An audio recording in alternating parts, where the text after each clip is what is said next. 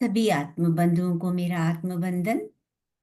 आज के ध्यान नेपाल के इस सत्र में हम सब मिलकर फकीर बुक का स्वाध्याय करेंगे, जिसको रुज़बे एन बारूचा जी ने लिखा है। और जैसा कि हम पहले से शुरू कर चुके हैं, तो आज हम ऑडियो नंबर 8 से स्टार्ट करेंगे।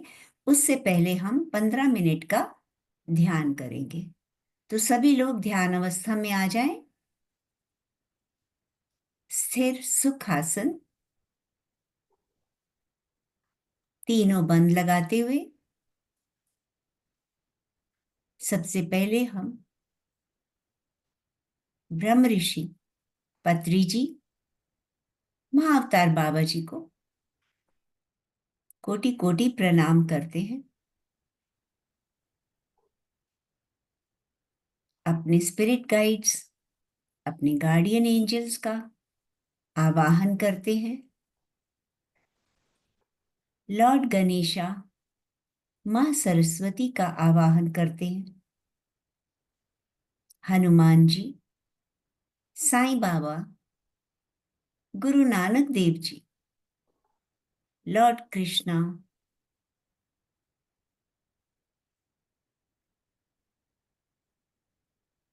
महादेव, देवादिदेव महादेव के अर्धनारीश्वर स्वरूप का ध्यान करते हुए सभी एस्ट्रल मास्टर्स को आवाहन करते हैं।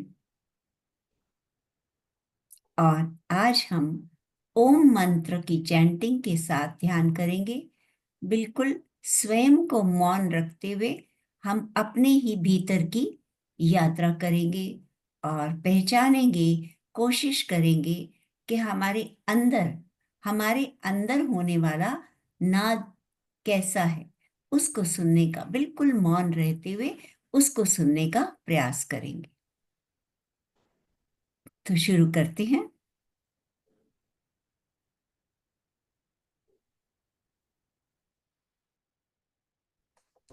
Using Robinhood Gold to get 4% APY high yield cash. Sign up now.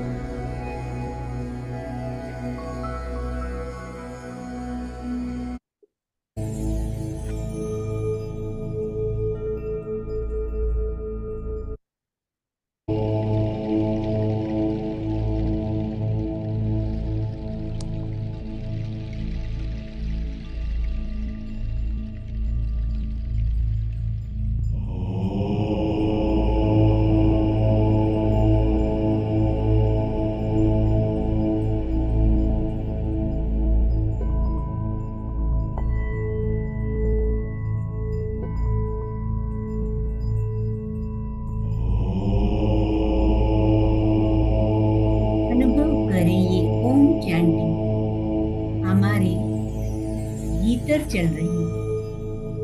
और एक एक सांस के साथ ओम की, इस ओंकार के साथ जुड़ते जाए मास्टर।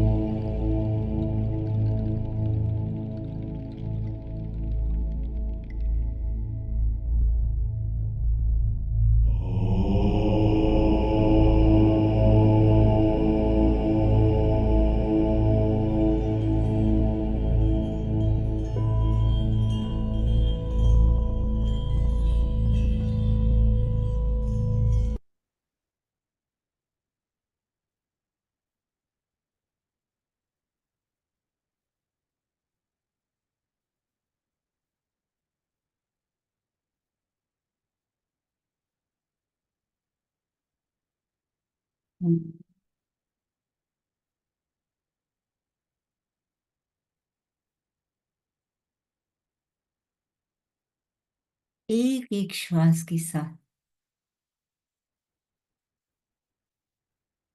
ओम के ओंकार को अनुभव करें।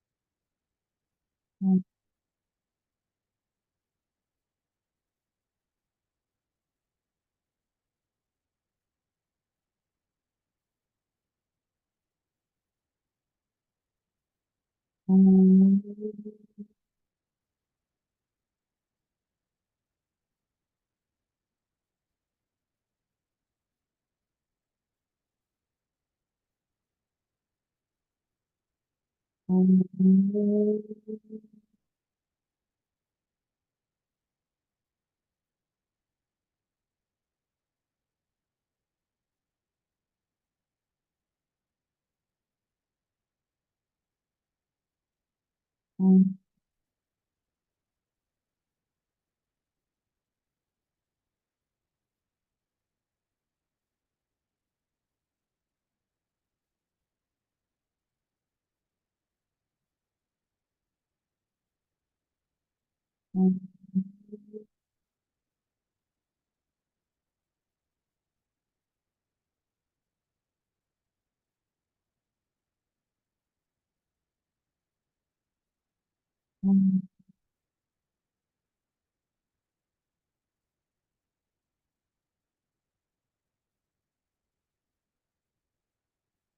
शरीर की एक एक सेल में ओम का नाद चल रहा है।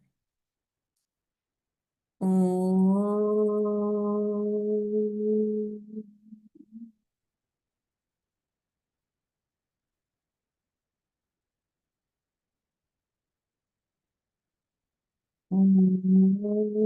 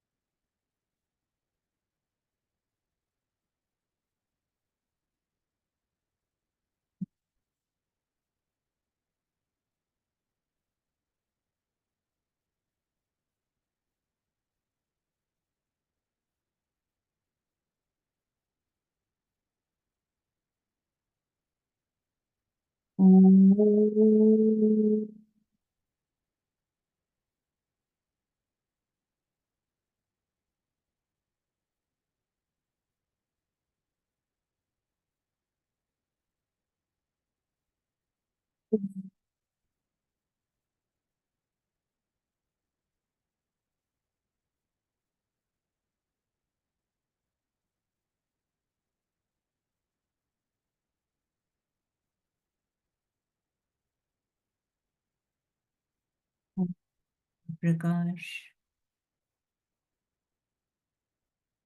ओम की नाद शरीर के एक एक सेल में गूंज रही।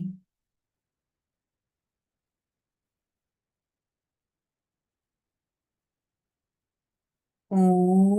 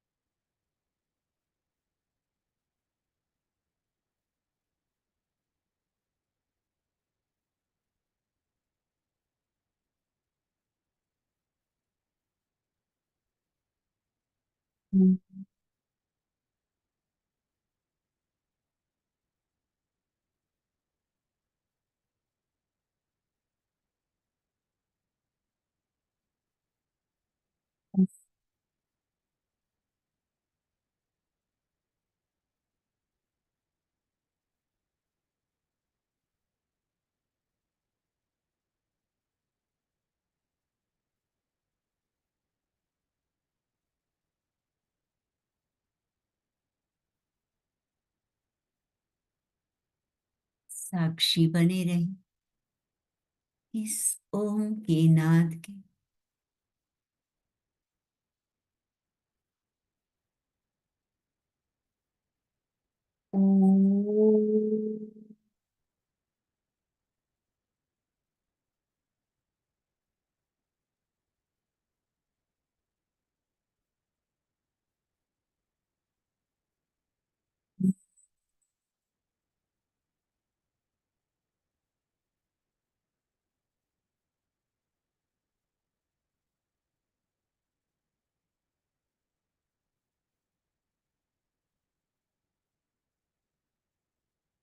ओम।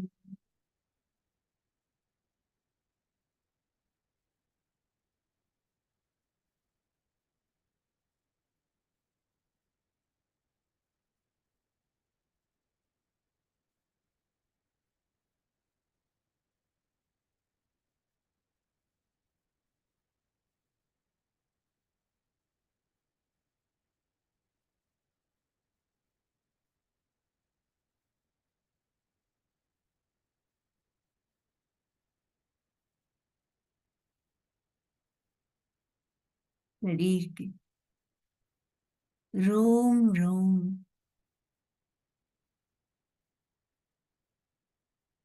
इस ओंकार को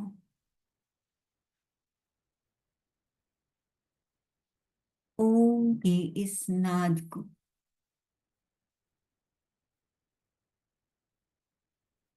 अनुभव कर, जिससे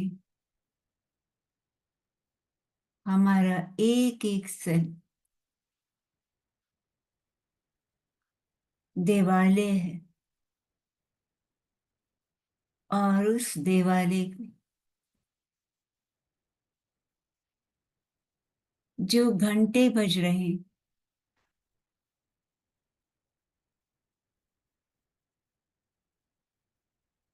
सब में ओम का नाद चल रहा।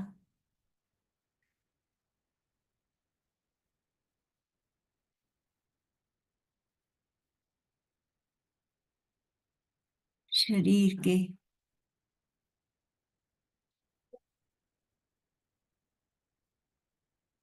हर सेल रूपी देवालय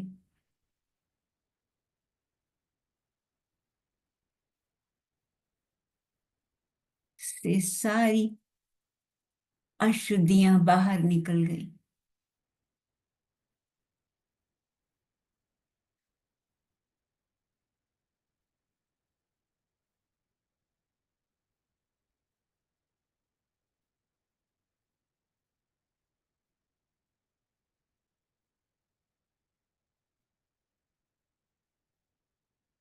इस पवित्रता,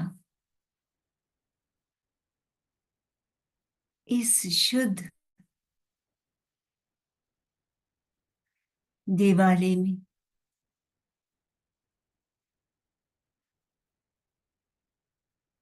आत्मा स्वरूप परमात्मा का अनुभव करें मास्टर।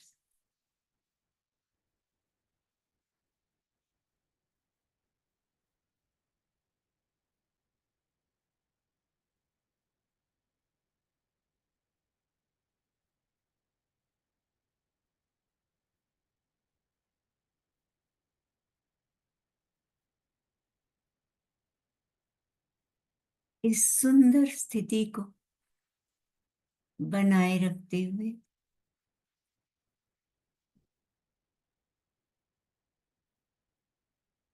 धीरे धीरे ध्यान से बाहर आने का प्रयास करेंगे।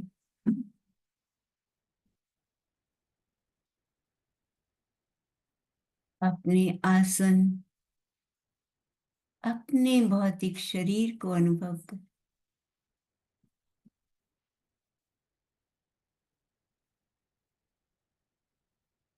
सभी दिव्य आत्माओं को धन्यवाद करें,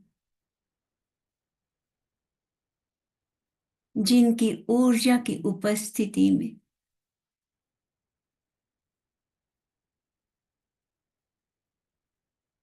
हम ओम के नाद से जुड़ पाए।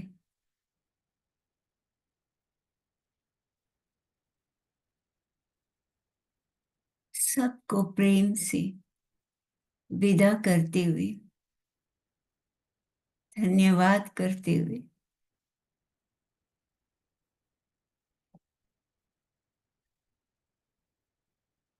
इस सुंदर बेला में हम बाहर आने का प्रयास करेंगे। दोनों हाथों को एक दूसरे से अलग करते हुए अपनी आंखों पर रखेंगे।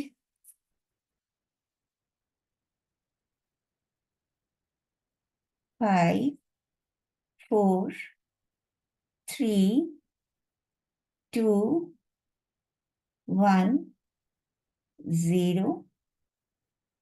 अपनी हथेलियों में अपनी सुंदर आंखों को खोलेंगे। आंखों से निकलने वाली ऊर्जा को हथेलियों में समेटते हुए मुस्कुराते हुए बाहर आ जाएं और अपने हाथों को अपने शरीर के हर अंग पे अच्छे से रब करें। Thank you masters, thank you so much. मेरे साथ जुड़ने के लिए बहुत बहुत धन्यवाद। Thank you Rita ji. बहुत सुंदर ध्यान। आज हम आगे बढ़ते हैं। तो जैसा कि हमने पहले सुना था कि बाबा ने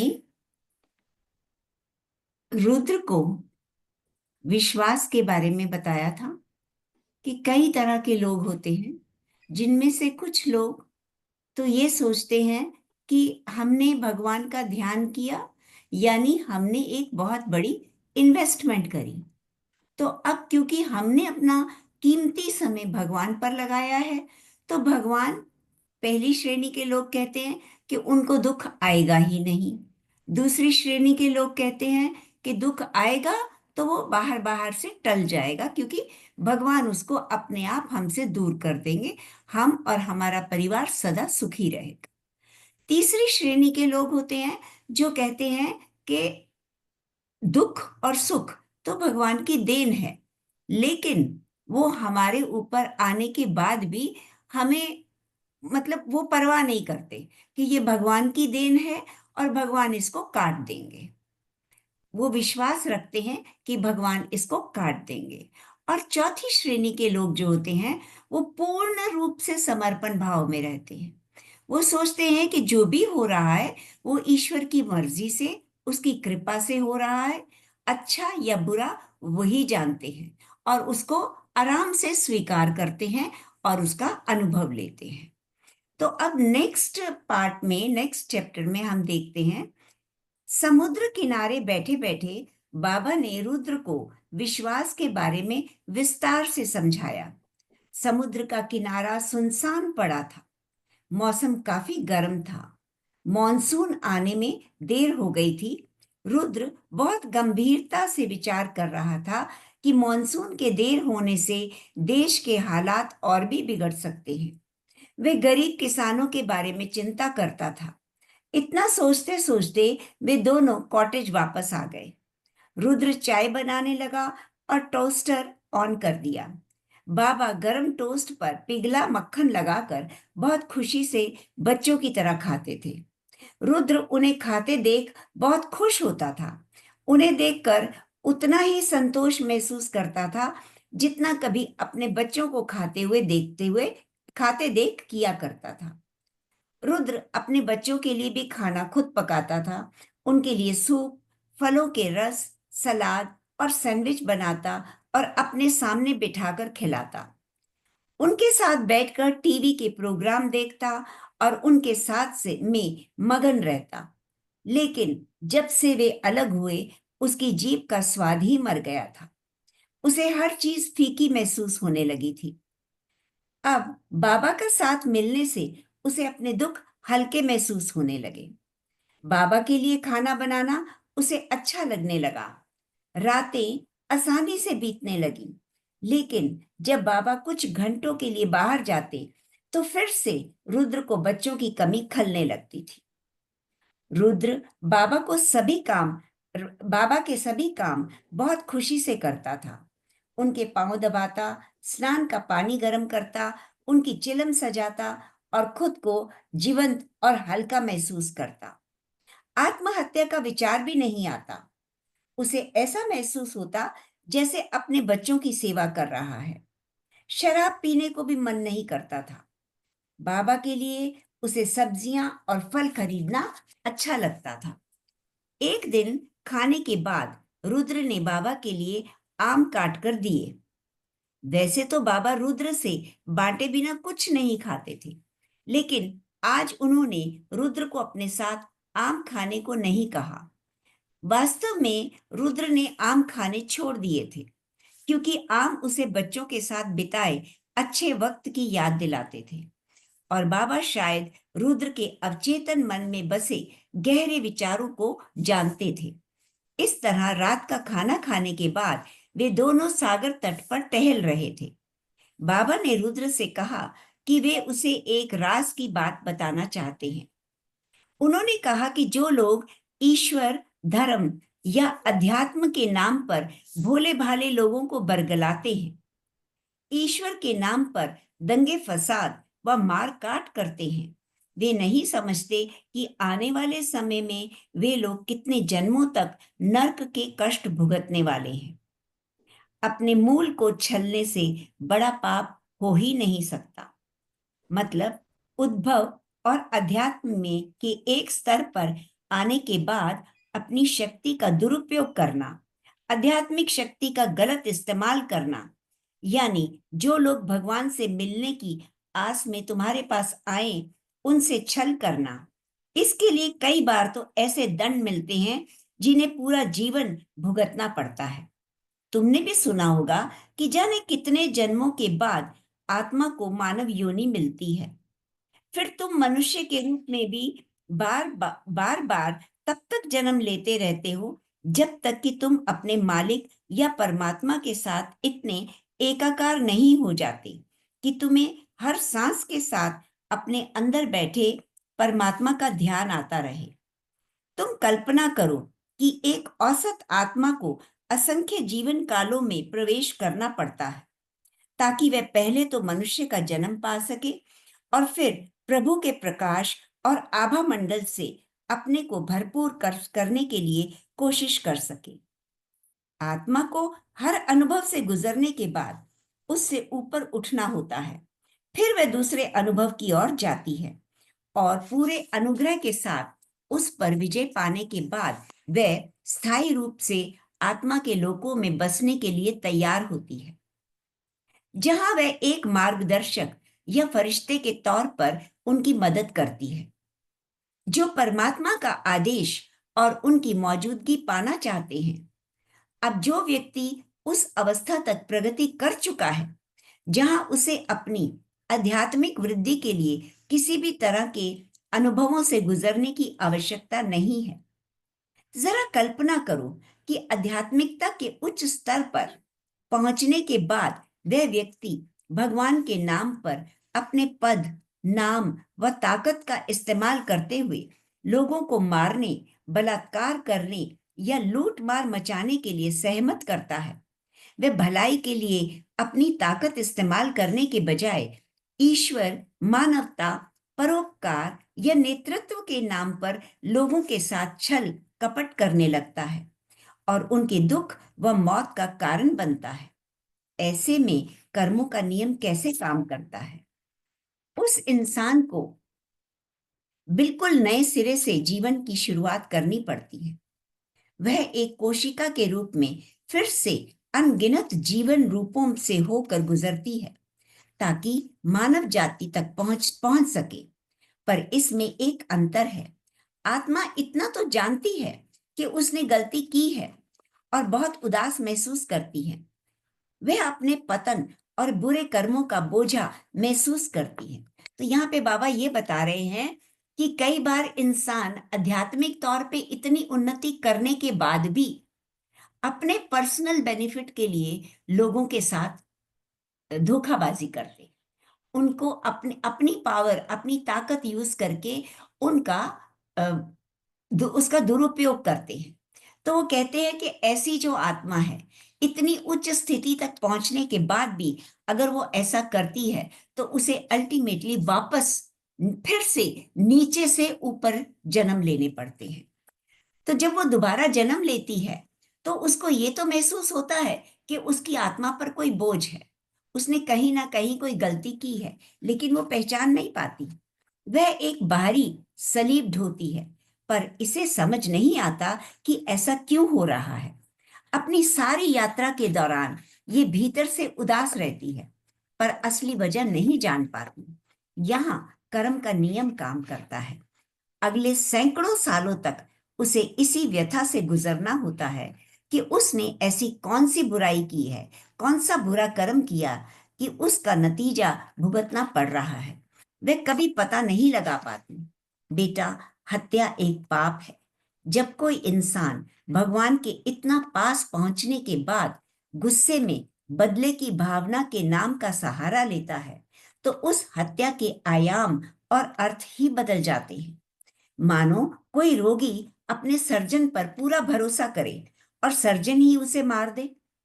मरीज तो यही सोचकर अपने शरीर को कटवाने के लिए सहमत हुआ था कि डॉक्टर जो भी करेंगे उसकी भलाई के लिए ही करेंगे, और सर्जन बड़े सोचे समझे तरीके से अपने बेहोश पड़े रोगी की हत्या कर रहा है। जैसा कि आजकल तो बहुत होता है ना, पेशेंट डॉक्टर के पास सर्जरी के लिए जाते हैं और वो सर्जरी करके उनकी किडनी निकाल लेते हैं, उनके शरीर के जरूरी अंग निकाल लेते हैं, और पेशेंट जो है वो इसी विश्वास पर रहता है कि उसने तो एक अच्छे डॉक्टर के पास इलाज करवा रहा है। और रोगी बेहोशी में भी मानता है कि सर्जन जो भी करेगा उसके भले के लिए ही करेगा। जो भी कोई तुम पर विश्वास करता है उसका विश्वास तोड़ना, सेवा देने वाले को लताड़ना, अपने से छोटों का अनुचित फायदा उठाना अपने लिए मुसीबत बुलाने के समान है। ये नेता, ये भगवान के बंदे, ये तथाकथित आध्यात्मिक नेता और गुरु ईश्वर से जुड़ी हर पवित्र वस्तु का अनुचित लाभ लेते हुए अपने लिए कड़े व कठिन समय को न्योता दे रहे होते हैं। हो सकता है कि उनके साथ इस जीवन काल में कुछ ना हो, पर मेरा यकीन मानो कि हर जीवन काल उतना ही है जितनी देर में हम पलक झपकते हैं। ऐसे लोग न केवल इस धरती पर बल्कि दूसरे लोक में भी नरकीय यातना सहेंगे और उन्हें फिर से नए जीवन की शुरुआत करनी होगी।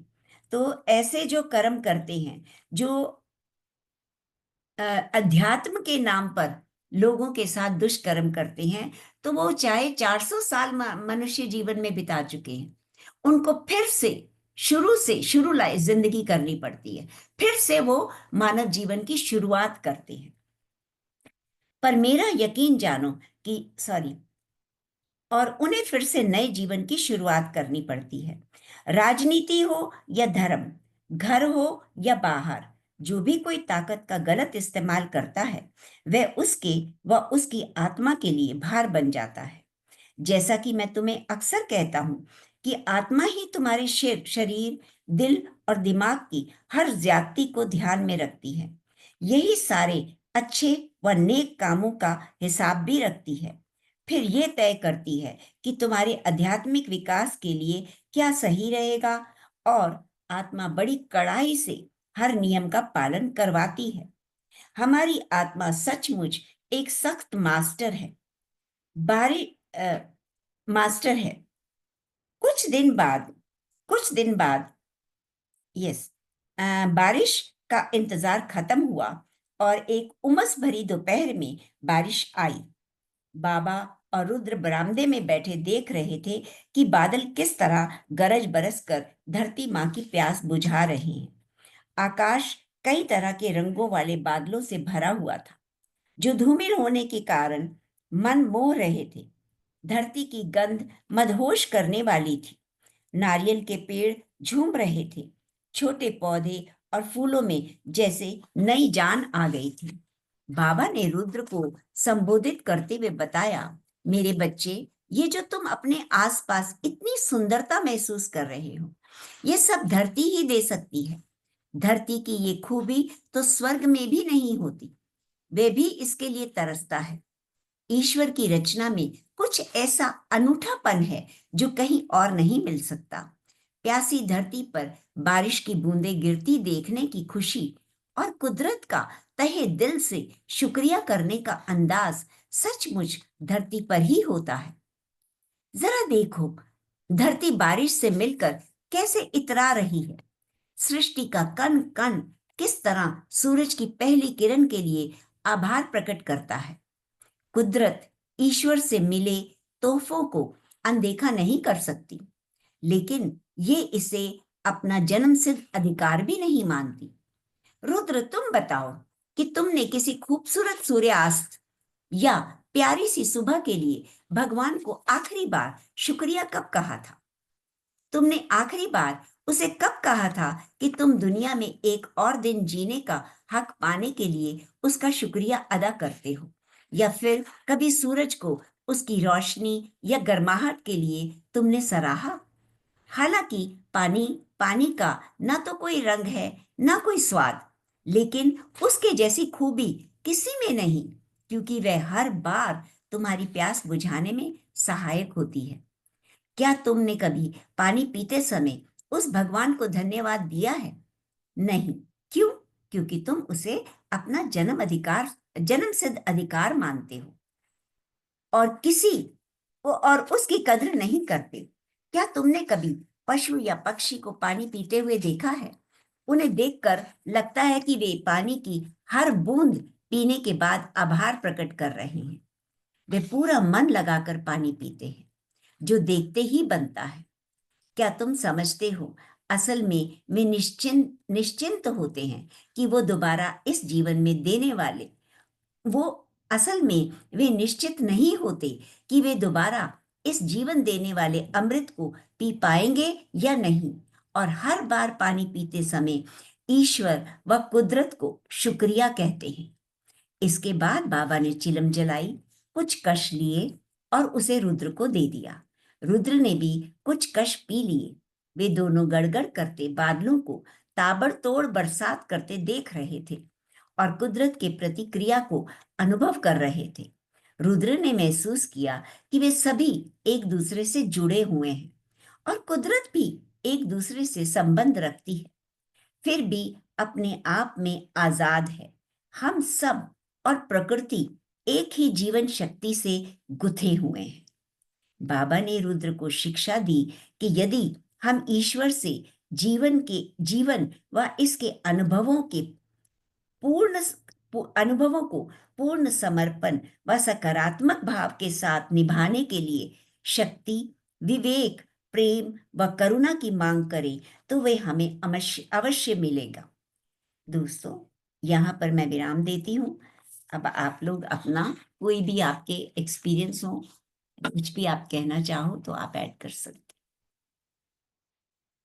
ये तो सच बात है ना, हमने मेडिटेशन में आने के बाद ही ये बातें सुनी है कि हर रोज सुबह उठकर सबसे पहले भगवान का शुक्र करें, ग्रैटिट्यूड करें कि जो जो कुछ हमें मिला है उसके लिए शुक्र करें। और खासकर मैं ऊपर जब पक्षियों के लिए पानी डालती हूँ ना, तो मैं देखती हूँ कि वो एक एक सिप करके पीते हैं और फिर ऊपर देखते हैं, फिर एक सिप पीते हैं, फिर ऊपर ऊपर देखते हैं। तो अब इसको पढ़ने के बाद मुझे रियलाइज होता है कि सचमुच वो कितना धन्यवाद करते होंगे। और हम लोग तो गट गट गट गट पानी पी जाते हैं, पर अब मतलब मैं भी हर घूंट के साथ कहती हूँ, हे भगवान, सभी को विश्व में इतना निर्मल जल मिले। कई जगह हम सुनते हैं गांव में पानी नहीं है या गंदला पानी है, और वो बेचारे उसी पानी को पीकर जीते हैं, बीमार रहते हैं। तो हमें हमेशा हर पल शुक्रगुजार होना चाहिए एक एक चीज के लिए। वो वायु भी है, वो पानी भी है, वो धरती की मीठी सुंदर गंध भी है, जो भी प्रकृति से हमें मिल रहा है, हर पल उसके लिए शुक्रगुजार रहे। तो थैंक यू, मैं तो इतना ही ऐड कर सकती हूँ, बाकी आप लोग बहुत गुणी और एक्सपीरियंस्ड हैं, आप लोग बताइए। थैंक यू रीता जी, बहुत सुंदर सुनाया। थैंक यू सो बहुत मच। आनंद है। थैंक सही यू है रीता ये जी, सब चीजें। आपने पानी के बारे में बोला, और वैसे कहना चाहिए कि हम ही बड़े नाशुक्रे हैं। नहीं तो वर्ल्ड में एक जगह साउथ अफ्रीका है जहाँ पानी की इतनी ज़्यादा किल्लत है कि हाँ, लोग नहाना तो दूर, पीने के लिए भी इतनी इतनी दूर और इतना पैसा खर्चते हैं। तो ये तो हमारे मतलब हर श्वास में शुक्राना जरूरी है, होना भी चाहिए कि परमात्मा ने हमें हर चीज से नवाजा है। सच सारी में। सृष्टि के सारी ही जितनी भी चीजें हैं, हम बिना मेहनत किए उसको ले रहे हैं और जी रहे हैं जो बिल्कुल लाइफ, उसके लिए तो मतलब शुक्राना तो हर पल ही होना चाहिए। Thank you, such. Thank you. और मैं तो मेडिटेशन में आने के बाद, मैं सच बोल रही हूँ, मेडिटेशन में आने के बाद मुझे ये चीजें समझ आनी शुरू हुई है, रियलाइज होनी शुरू। जी पहले रीता ठीक जी। है, प्रेयर करते थे, थैंक यू बोलते थे, जी जी लेकिन एक एक चीज के बारे में सोचते नहीं थे कि रीता जी, कैसे अब अनाज हमारे घर पहुंचता है, कैसे चीजें हमारे घर पहुंचती हैं। सुबह नींद खुलती है तो सबसे पहले धन्यवाद निकलता है इतनी जी सुंदर सुबह दिखाने के लिए, आज बिल्कुल। का दिन दिखाने के लिए। नहीं तो बिल्कुल। कितने लोग ले दुनिया में जो रात को सोते हैं तो सुबह उठते नहीं है, उठते हैं, हाँ उठ ही नहीं पाते हैं। सोते के सोते रह जाते हैं। बिल्कुल। और एक जगह मैंने यही सुना था कि पढ़ा भी था कि हमारी सांसें भी कम है, हम हर सांस के साथ भी यदि प्रभु का धन्यवाद करें तो वो भी कम है। कम है, बिल्कुल। मतलब बिल्कुल इतना तो हम भी हमारी सोच भी कम पड़ जाती है। जो हम चाहते हैं, जो हमें मिल रहा है, जो हमें पहनने को मिल रहा है, खाने को मिल रहा है, देखने को मिल रहा है, प्रकृति में किसी चीज की कमी नहीं है, कमी नहीं दी है। कमी नहीं है। हमको ना इज्जत से रहने के लिए घर दिया है, देखिए आप, सुख बिल्कुल। सुविधा दी है, जी, लोगों को नौकरी दी है, पेंशन लगा दी है। तो मैं कहती हूँ कैसे उसने कितनी हमारे ऊपर कृपा नवाजी है कि हम देखिए इज्जत से रह पा रहे हैं। एक एक परिवार के सुचारू रूप से काम चल रहे हैं। बिल्कुल। और आज कोई है कमाने वाला, और कुछ साल बाद उसके बाद जब वो रिटायर होता है तो दूसरा आ जाता है। तैयार हो तो जाते ऐसे हैं। सुचारू रूप से कार्य कर चल रहे हैं परमात्मा के, तो वो बिल्कुल। बहुत बड़ी बात है। उसके लिए मतलब कोई ऐसा मैनेजर नहीं हो सकता, कोई ऐसा कंप्यूटर नहीं है जो सच। ये सब कुछ करे, तभी तो हम उसको परम परम का दर्जा दिया गया है, परमात्मा है। तो कहते हैं ना कि कई बार हम काम करते हैं तो हम ये सोचते हैं कोई नहीं देख रहा, कर लेते हैं, ये जी गलती पता भी नहीं चलेगी। लेकिन वो कहते हैं आत्मा ही अंदर सब कुछ रिकॉर्ड रख रही है।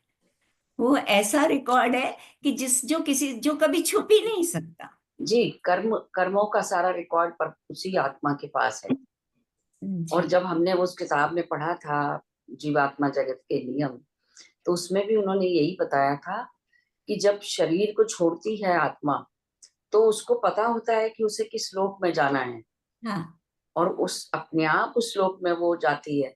उसको मदद मिलती है, हमारे जो स्पिरिट गाइड्स होते हैं और कुछ मास्टर्स भी होते हैं जो उसमें मदद करते हैं, लेकिन पता सब आत्मा को ही होता है। और उसमें बिल्कुल। एक चीज और भी थी जो मुझे कभी पता नहीं थी।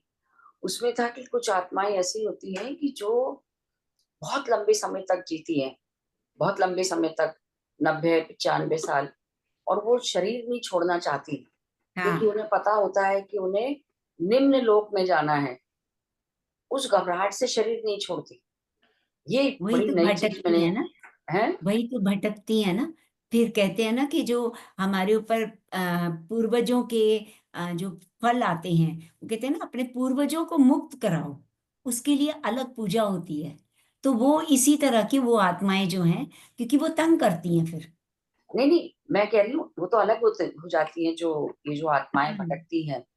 उसके हाँ। अलावा शरीर भी नहीं छोड़ती। अच्छा। ये मेरे को बड़ी नई चीज लगी थी कि वो आत्माएं जल्दी शरीर नहीं छोड़ती। कहते हैं ना, कई बार सुना होगा कि प्राण ही नहीं निकल रहे, लोग पूजा पाठ कर रहे हैं, हाँ। हाँ। हाँ। मुक्ति नहीं मिल रही है, जिसको हम बोलते हैं कि भाई मुक्त मुक्त नहीं हो शरीर रही नहीं। आत्मा, शरीर नहीं छोड़ रही। कि हम्म। ऐसी भी आत्माएं होती है जिनको पता होता है कि उनको निम्न लोक में जाना है, तो उस यातना के डर से इस शरीर को छोड़ना नहीं चाहती।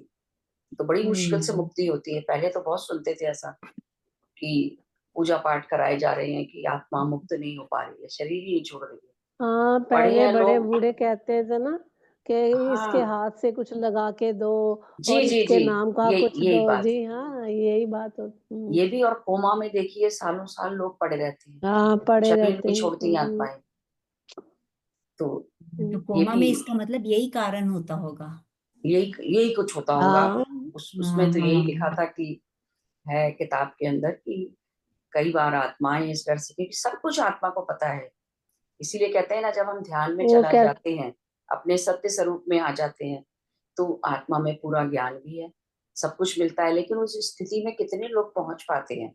हाँ, यही तो बात है। सबसे बड़ी बात यही है कि जब आप बिल्कुल शांत हो गए, ना शरीर की परवाह, ना मन शरीर सबसे जब परे हो जाते हैं उस हम्म। अहंकार से, तभी देखिए डॉक्टर जैन ने भी क्या बताया। उन्होंने कहा दो मार्ग हैं मुक्ति के। उन्होंने जो कॉमन मार्ग मार्ग बताए हैं, एक ज्ञान मार्ग है, एक भक्ति का मार्ग है।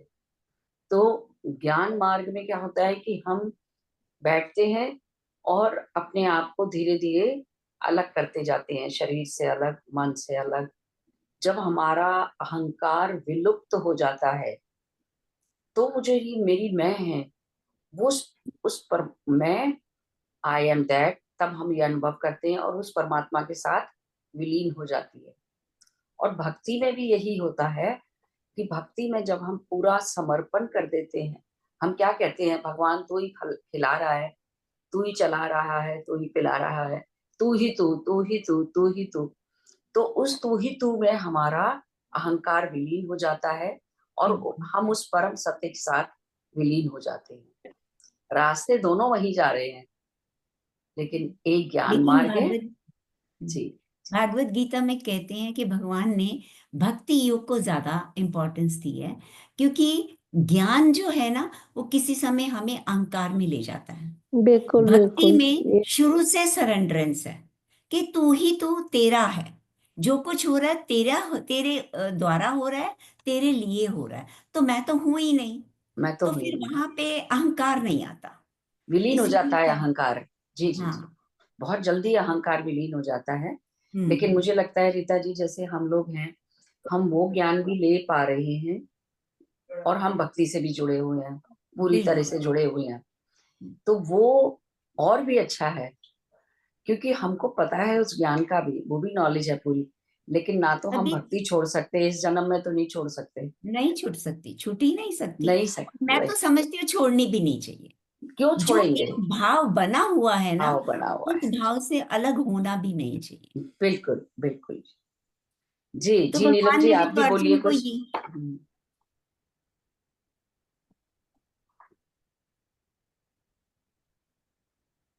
उषा जी बताइए। नीलम जी अनम्यूट कर थैंक यू लीजिए। सबको। हाँ जी, हाँ जी। जी उषा जी। मैं एक बात पूछना चाह रही थी जो अभी रीटा जी ने पढ़ा था उस सिलसिले में। क्या ये पढ़ रही थी कि वो ये शिक्षा दे रहे थे कि अगर कुछ कोई गलत करता है तो वो निम्न योनियों, निम्न मनुष्य जाति में जाता है, ऐसा कुछ कह रही? उसमें ये लिखा ऐसा कुछ है। उस किताब में है? हाँ जी, उसमें ये हाँ। है कि जब आप ज्ञान पा जाते हैं, जब आप अध्यात्म की उच्च स्थिति में आ जाते हैं और फिर आप लोगों को धोखा देते हैं, तो वो एक ऐसा कर्म है कि जिसके कारण आपको वापस, कहते हैं ना कि हमारे पहले 100 जन्म जो होते हैं वो इसके होते हैं, 3 गुण है ना जो तामस तमस। के, सिर्फ जी जी जी। सेल्फिशनेस तम। वाले, तो उसी में भटकना पड़ता है। और ये एक दो मैंने उदाहरण भी पढ़े थे। देखो, मैंने पर्सनली एक्सपीरियंस नहीं किया, ये मैंने आध्यात्मिक स्पिरिचुअल बुक्स में ही पढ़े थे कि एक आदमी जिसकी थर्ड आई ओपन हो चुकी थी, अब वो थर्ड आई ओपन होती है तो नॉर्मली कहा जाता है कि उसका इस्तेमाल हमें गलत चीजों के लिए नहीं करना चाहिए, मतलब आम भौतिक जीवन के लिए नहीं करना चाहिए, क्योंकि आप देख सकते हो हर किसी का पास्ट और फ्यूचर। तो उसका इस्तेमाल तभी करना चाहिए जब बिल्कुल मतलब ऐसी सिचुएशन आ जाए कि वो किसी तरह से ठीक नहीं हो पा रहा, तो तब तुम उसको देखो कि उसके पास्ट में ऐसा क्या कर्म हुआ है। लेकिन एक इंसान था जिसको थर्ड आई ओपन हो चुकी थी और वो बहुत फेमस हो गया था। पहले वो अच्छा ही कर रहा था सबका, लेकिन वैसे अंत में मैं उसके, ना ये बात जी, नहीं पूछ रही थी, अच्छा बस जी, मैं ये कह रही थी जो मैं कह रही थी, जी, या मेरे मन में ये विचार आ रहा था कि ये जो भी है कि कर्म वगैरह, ये तो इतना गहरा विषय है कि इसको समझना बहुत कठिन बात है। फिर भी मैं एक साधारण सी बात कह रही थी कि ऐसा सुनते हैं कि जब एक शरीर यहाँ का यहीं के पंच तत्वों में विलीन हो जाता है तो जो कुछ जाता है हमारे साथ वो हमारे संस्कार जाते हैं। कर्म संस्कार जाते हैं। जी। हैं? हाँ। कर्म जो अच्छे बुरे हम, सब। जो हमारा मस्तिष्क नहीं जाता, हमारे संस्कार जो हमने इतनी लर्निंग ली वो सारा का वो, एक शब्द कुछ भी कह सकते हैं अपन, पर वो जाता है एक्चुअल में, और वो मनोमय उसी शरीर। के आधार पे जी। हम अगले जन्म पाते हैं। तो मनोमय मैं शरीर जाता है हमारा। जी उषा जी हाँ, बोलिए। तो मैं एक छोटी सी बात ये जानती हूँ, कोई कुछ कहता है, धर्म कहते हैं या कोई गुरु कहते हैं, उसे मैं मानती हूँ, पर मैं अपना ये जानती हूँ कि जब हम संस्कार लेके ही पैदा हुए हैं तो हम तो उन्हें बढ़ा ही रहे हैं क्योंकि हम लर्निंग में आए। तो ये प्रश्न से कोई डरने की जरूरत नहीं है कि हम कर्म करेंगे तो हम नीचे गिरने वाले, नीचे क्यों गिरेंगे, हम तो ऊपर ही उठेंगे भाई। उषा दीदी, मतलब जब हम आध्यात्मिकता क्वालिटी में आ ऑफ गए, कर्म। हाँ, पत्री जी ने भी यही हमेशा से बोला है, नहीं सभी हर गुरु यही व्यक्ति, बोलते हैं कि जब हाँ हम आध्यात्मिकता में आ जाते हैं तो हमारी उन्नति ही होती है। इट्स अ हाँ, यूनिवर्सल लॉ उन्नति ऑफ होगी, बस प्रोग्रेशन। सीधी सी बात है। यूनिवर्स का लॉ है, नियम है, लॉ ऑफ प्रोग्रेशन, कि हमेशा और जो उन्नति अच्छे ही होती संस्कार है। में आया है वो गलत कार्य करेगा क्यों? नहीं, आप करने वाले देखिए, करते हैं। एक ही मम्मी पापा के दो चार बच्चे होते हैं, पर कोई बच्चा अगर ऐसा आया है कोई अच्छे उसका, तो वो ऐसा नहीं कर पाएगा कि अपने कर्म बिगाड़ेगा। मेरा कहना है ये, मैं, मुझे नहीं पता इस बारे में, मैं नहीं तो उषा दीदी, ये, देखिए, हाँ बहुत जो चोर हैं, लुटेरे हाँ हैं, आतंकवादी हैं, हाँ, वो भी तो सब जन्म लेके आए हैं इस पृथ्वी हो पे। सकता है किसी का कोई लेसन ही बाकी रहा हो। लेसन बाकी रहा हो, ये आपने ठीक कहा। इसीलिए हमने स्पिरिचुअल मतलब टैबलेट मैं में कह भी रही हूँ, पढ़ा। डर मत लाना, काम करो, अपने अपनी ये आत्मा जो कह रही है वो करे जाओ बस। उसमें भी ये स्पिरिचुअल कर्मों टैबलेट में भी से आता कुछ है। खास डरने वरने की जरूरत नहीं है। ये लोग वाग बहुत डराते करते हैं, उसकी जरूरत, डराते अपने हैं। मन से साफ रहो बस। आपने बिल्कुल ठीक कहा। उसमें उन्होंने कहा कि अच्छा और बुरा नहीं होता। मैं इस एक किताब के संदर्भ में नहीं कह रही हूँ, मैं वैसे ही कह रही नहीं हूँ, नहीं, अब मैं तो भी जो मैं जनरल कह रही बात हूँ। कर रही हूँ। उसमें उन्होंने ये कहा कि कुछ अच्छा और बुरा नहीं होता। एक बुरी, जो आपको किसी को वो चीज बुरी लग रही है, वो दूसरे के लिए अच्छी होती है, और जो दूसरे के लिए अच्छी है वो दूसरे के लिए बुरी। जैसे एक सर्जन का एग्जाम्पल दिया, तो सर्जन काट रहा है, तो वो उसके लिए जो मतलब कर्म एक तरह से काट रहा है, खून निकल रहा है, वो सब कुछ वो एक बुरे कर्म में हो जाएगा। लेकिन नहीं, वो अच्छा कर्म है, वो अच्छे के लिए हो रहा है, किसी के भलाई बुरा के कर्म लिए। उसका वो है कि अगर कोई गरीब उसके पास आया और उस पर पैसे नहीं है और वो हाँ, उसे कोऑपरेट कर सकता था नहीं और वो नहीं कर पाया, यहाँ उसने कर्म बना लिए। नहीं, कर्म जो वो उसका, बनाना, वो कसाई भी बकरा काट रहा है तो काट ही रहा है, वो तो उसका कर्म है वो उसका कर्म है। ये बात आई है कर्म सिद्धांत में, ये बात भी आई है। और दूसरी ये भी आई है कि जब तक आदमी को ज्ञान नहीं होता, जैसे हमें जब पता चल गया, मैंने भी बचपन में नॉनवेज खाया है, जब ज्ञानी का पता चल दंड गया तुरंत और निश्चित तब होएगा। खाया, वो आपका दुष्कर्म में आ जाएगा। और जिनको समझ ही नहीं है, जो खा रहे हैं बच्चे, हाँ, अबोध उनको का कुछ उसका नहीं है। कॉन्सिक्वेंस उन्हें पता ही नहीं है, तो वो उनका बिल्कुल, बुरा कर्म नहीं हो रहा। और ज्ञान आने के बाद हम जब कर, ये गीता में भी आया है, जानते बूझते गलत करना जानते ये गलत। बूझते जब हम गलत करते हैं तो वो गलत होता है। तो ये बुक में भी तो यही दिया है ना, कि जब आप अध्यात्म के लेवल पे इतने ऊंचा पहुंच गए हो और फिर उस पावर को मिसयूज कर रहे हो, मिस यूज, तो वही वो जो बात हो गई। वो जी, निम्न कर्मों में आ जाता है। वो निम्न कर्म में। वैसे तो देखिए, मिसयूज कोई करता नहीं है। मैं तो ये समझती हूँ कि सब अच्छा ही कर रहे होते हैं। अब ऐसे कौन से हैं, तो वो साले वो संस्कार ही उनके बुरे हैं जो अच्छे मार्ग को ढोंग के रूप में अपना लेते हैं और फिर पीछे देख रहे हैं कुछ भी। बाकी जो अब साधारण व्यक्ति बहुत बढ़िया है कि वो अच्छा कर रहा है, बेचारा करे ही जा रहा है, जिए जा रहा है अपने धर्म को निभाता हुआ। बड़े बड़ों का तो सब हिसाब किताब बिगड़ा हुआ है, समझे। तो अब हमें अपने तभी तो वो पत्री जी कहते हैं महाशय हैं, कि एक पैसा नहीं लेना उन्हें, और वो अपने कर रहे हैं। अब देखो कि उसमें कई लोग ऐसे जुड़ गए हैं, तो वो उनका क्या करें फिर। ठीक है, अपनी बुद्धि से सोचो, है कि नहीं। वो तो अब यही देखो, कहते हैं ना कि संतोष आप, जी के ध्यान में एक कहीं गुंजाइश नहीं है कि कुछ पैसे लेना है। पर मैंने ऐसे भी आजकल लोग वाग देखे, उनके अपने अपने हित जुड़े, वो अपने ही ढंग से अपनी बातें कर रहे हैं। तो ये सब अपने को अपनी दृष्टि सही रखनी है कि भाई हमें क्या करना है। एग्जैक्टली यही है, हमें हाँ, अपने आप पे देखना है, किसी को जज नहीं करना। बिल्कुल। जज करना ही और नहीं है, बिल्कुल।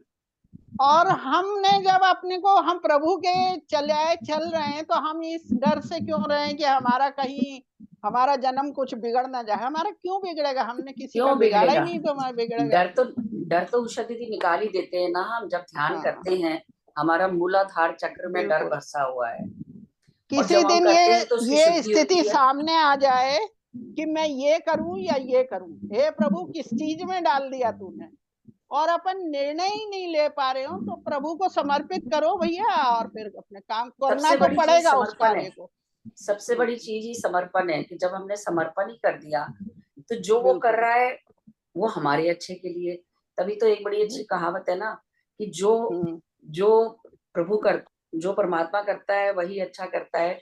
तो मैं वही उसी को चाहूं जो वो कर रहा है, तो जो वो करेगा, वो जो मैं चाहता हूँ वही करेगा। जब हमने उसे उसी पे छोड़ समर्पित दिया, करके, उसका ध्यान समर्पित। करके फिर निर्णय ले लो भैया। निर्णय में फंसे हो तो कुछ जी, तो करना ही जी। पड़ेगा। और और कोई दुनिया स्थिति में ऐसी आती है कि वो निर्णय केवल हमें लेना होता है, हमें लेना होता है, केवल हमें। उस समय समर्पण होता है बस, और तो कुछ नहीं। उस समय भगवान का ध्यान करके भैया उसी के निर्णय से निर्णय निकालो अपना।